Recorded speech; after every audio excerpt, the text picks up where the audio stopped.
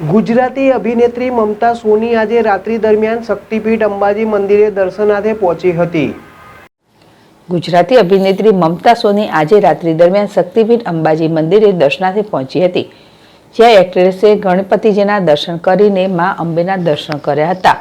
અંબાજી નજીક દાંતા ખાતે ફિલ્મ સ્ટુડિયોમાં ચાલતું શૂટિંગ પૂર્ણ થયા બાદ એક્ટ્રેસ અંબાજી પહોંચી હતી। અંબાજી મંદિર પહોંચતા મંદિરના વહીવટદાર કૌશિક મોદીએ એક્ટ્રેસનું સ્વાગત કર્યું હતું। ગુજરાતી ફિલ્મ ઇન્ડસ્ટ્રીઝ માટેનો સુવર્ણકાળ પૂરો હોવાનું જણાવ્યું। એક્ટ્રેસે કહ્યું કે લોકો હવે સિનેમા છોડી ઘરે બેઠા જ મૂવી જોઈ લેશે। ખાસ કરીને સ્માર્ટફોન અને ટેકનોલોજી એડવાન્સ થઈ હોવાની અસર જણાવી હતી। હાલમાં ફિલ્મોની સાથે આલ્બમોનો ક્રેઝ વધી રહ્યો છે, ત્યારે પહેલાં ક્વોન્ટિટી જોવાતી હતી, હવે ક્વોલિટી જોવાય છે। હાલમાં નવા કલાકારોની સંખ્યા પણ વધી રહી છે। અરવિંદ અગ્રવાલ, ZSTV સુધી વાત છે અમારા ગુજરાતી ફિલ્મ ઇન્ડસ્ટ્રીની।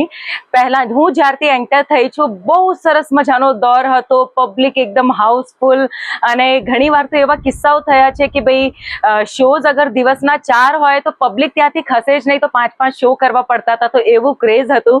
અને પછી થોડુંક ટ્રેન્ડ બદલાયું છે અને હવે પણ લોકો ઘરે બેઠા બેઠા બધું જોઈ લે છે, બીકોઝ સ્માર્ટફોન્સ આવી ગયા છે। સો એક ટ્રેન્ડ બદલાયું છે, ટેકનોલોજી થોડીક એડવાન્સ થઈ ગઈ છે।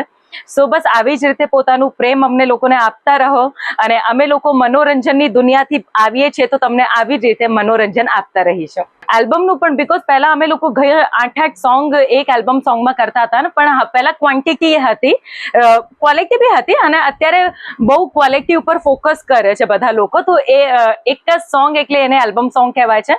તો સોંગ્સ પણ અમારા જે ચાહક મિત્રોને મનગમતા સોંગ્સ છે, અને હવે તો કલાકારો પણ એટલા બધા થઈ ગયા છે, તો જેમની જેવી ચોઈસ હોય એ ટાઈપના ગીતો પણ આવતા રહે છે, અને તમે લોકો ઝૂમતા રહો છો, તો અમને એ બધું જોઈને બહુ જ મજા આવે।